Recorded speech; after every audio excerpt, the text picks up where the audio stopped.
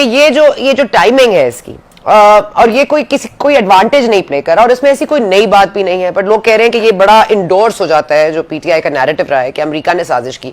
But let's not forget कि खान साहब ने कुछ दिनों पहले ये कहा था कि लेट्स मूव फॉरवर्ड, उनके लिए कोई बहुत बड़ी बात नहीं थी। तो आज उनकी पार्टी फिर हमें याद दिला रही है कि कितनी बड़ी बात थी, कितनी बड़ी साजिश थी। तो आपका इस पर पॉइंट ऑफ व्यू क्या है, इनके गले कैसे पड़ेगा? सना, एक बात तो मैं वाजे कर दूं आपको कि खान साहब ने साजिश के हवाले से बार बार अपना बयानिया तब्दील किया है। पहले उन्होंने अमेरिका कहा इस साइफर के हवाले से, फिर उन्होंने जनरल बाजवा का नाम लिया, फिर उन्होंने वॉइस ऑफ अमेरिका को इंटरव्यू दिया और उन्होंने कहा कि जी देखिए, पहले मैं समझता था कि ये बाहर से आई है, अब मुझे पता लगा ये तो एक्सपोर्ट हुई है, ये तो लोकल एक्टर्स हैं। फिर उन्होंने कहा कि हुसैन हक्कानी है, फिर उन्होंने कहा कि मोहसिन नकवी हैं जिन्होंने मेरे खिलाफ साजिश की है, उन्होंने मुझे रिमूव किया। तो ही उन्होंने ये चेंज किया, एक बात। दूसरी बात ये है कि इमरान खान साहब के बारे में एक FIA इंक्वायरी कर रही है और उसमें फवाद चौधरी, शाह महमूद कुरैशी, बाकी जो लोग हैं, असद उमर, वो बयान दे चुके हैं। आजम खान का बयान उसमें आ चुका है। वो क्या इंक्वायरी 2 नुकात के ऊपर है, बल्कि 3 नुकात के ऊपर है। नंबर 1 ये कि जो साइफर था वो एक सीक्रेट कम्युनिकेशन था और प्राइम मिनिस्टर को फॉर आइज ओनली एक सीक्रेट डॉक्यूमेंट दिया गया था, वो गुम हुआ, जिसका एतराफ खुद इमरान खान साहब कर चुके हुए हैं, उसकी तस्दीक आजम खान कर चुके हुए हैं, उसकी तस्दीक FIA को स्टेटमेंट में सुहेल महमूद जो कि उस वक्त के सेक्रेटरी थे, फॉरेन ऑफिस के सेक्रेटरी थे, वो कर चुके हुए हैं। और असद मजीद जो मौजूदा सेक्रेटरी फॉरेन अफेयर्स हैं, उन्होंने भी कहा कि मैंने सुना हुआ है कि ये गुम हो गया था, आजम साहब ने बताया था। तो एक तो यह है कि सीक्रेट डॉक्यूमेंट आपने गवर्नमेंट का आपने गुम किया, ठीक है। दूसरी 2 बातें बड़ी अहम है। एक ये कि आपने वो जो सीक्रेट कम्युनिकेशन है 2 मुल्कों के दरमियान, अपने ओहदे की जो आपने हल्फ लिया था उसकी खिलाफ वर्जी करके उसको पब्लिक में अफशा किया, ठीक है। और ना सिर्फ पब्लिक में अफशा किया, और आपने एडमिट कर लिया कि ये तो गुम हो गया और ये मेरे पास से गुम हुआ, ठीक है। तो आपके ऊपर ये 2 चीजें तो बिल्कुल ओपन एंड शट की तरह साबित होती हैं। और सवाल ये पैदा होता है कि ये सीक्रेट कम्युनिकेशन किसके पास था? 3 बंदे थे ना, 4 बंदे जिनके पास था। सेक्रेटरी फॉरेन अफेयर्स के पास आया, रिकॉर्ड इसके नहीं, असद मजीद के पास नहीं, उस वक्त सुहेल महमूद थे ना, असद मजीद तो सफीर थे हमारे, ठीक है। उन्होंने उसको डिसाइफर किया, उसकी एक ही कॉपी तैयार हुई, एक ही कॉपी, ये बड़ी अहम बात है। अच्छा। एक ही कॉपी तैयार हुई उसकी, और वो एक कॉपी किसके पास गई? प्राइम मिनिस्टर के पास गई, और वो गुम हो गई। 9 मार्च को वो प्राइम मिनिस्टर तो वो जो चीफ जस्टिस को भिजवा दिया था, जो पड़ी भी थी, तो वो कैसे? वो मिनट्स ऑफ दी, जो आपको पता है ना कि वो जो ऑडियो लीक आई थी, उसमें ऑडियो लीक में क्या था, इसको कैबिनेट में लेके आए, ये तो सीक्रेट है, इसको तो सामने नहीं ले, तो हम मिनट्स ऑफ दी मीटिंग में ले आते हैं, तो वो उधर गई थी। तो अब सवाल ये कि वो एक कॉपी गुम हुई थी, और वो एक कॉपी किसके पास गई? एक अमेरिकी अखबार के पास। और अमेरिकी अखबार के रिपोर्टर्स कौन है? This is again very important. वो ये कह रहे हैं कि जी हमें एक सर्विंग फौजी ने दिया है, दिस इज वेरी इंपॉर्टेंट। किसी पार्टी का, ना गवर्नमेंट का, ना फॉरेन ऑफिस का, ना ISPR का, किसी का कोई मौकफ नहीं है। देखें, आप भी सना इस कारोबार में हैं, मैं भी तकरीबन 2 दहाइयों से इस कारोबार में हूँ।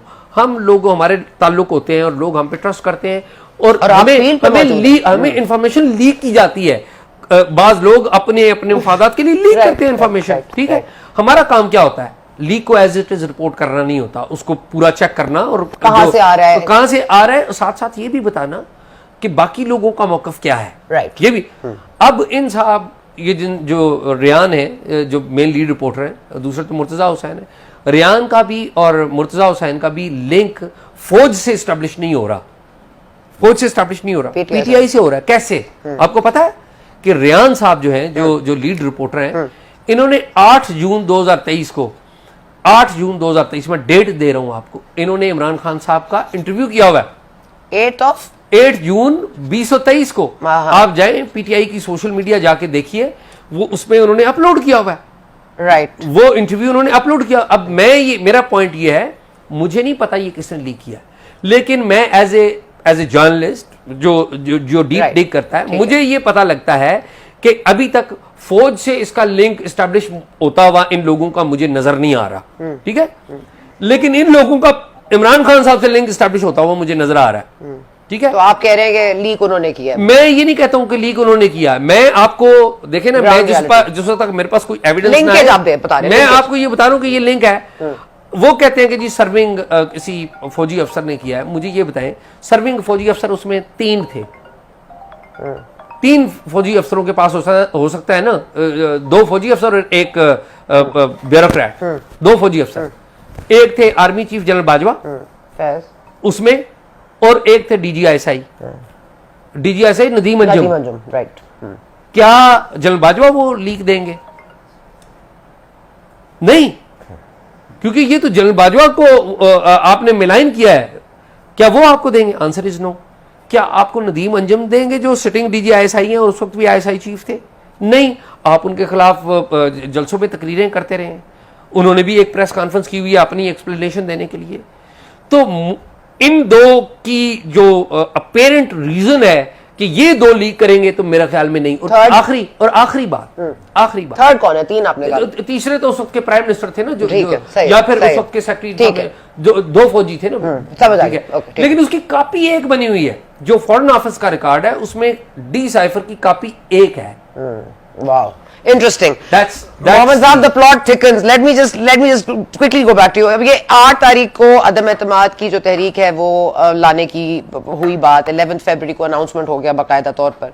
उसके बाद 7 मार्च को साइफर आता है, 27 मार्च को इमरान खान साहब इसको हवा में लहराते हैं, और वो साइफर नहीं था, वो साइफर के मिनट्स थे, जैसे अभी एजाज ने बड़ा क्लियरली बता दिया। वैसे भी उसका कोई कलर भी डिफरेंट होता है साइफर का, और वो जो कागज है वो मिनट्स है। और मिनट्स हमें पता है कि आजम खान साहब के ऑडियो लीक आ चुकी है मुबैना तौर पर, जिसपे वो कह रहे हैं कि इनके साथ खेलना है, इनके दिमाग जरखेज है, हम मिनट्स तो हमारे हाथ में है, साइफर तो हमारे हाथ में नहीं है। उसको जिस तरह भी डिसाइफर किया, उसको किस तरह से उसको उन्होंने ट्रांसलेट किया।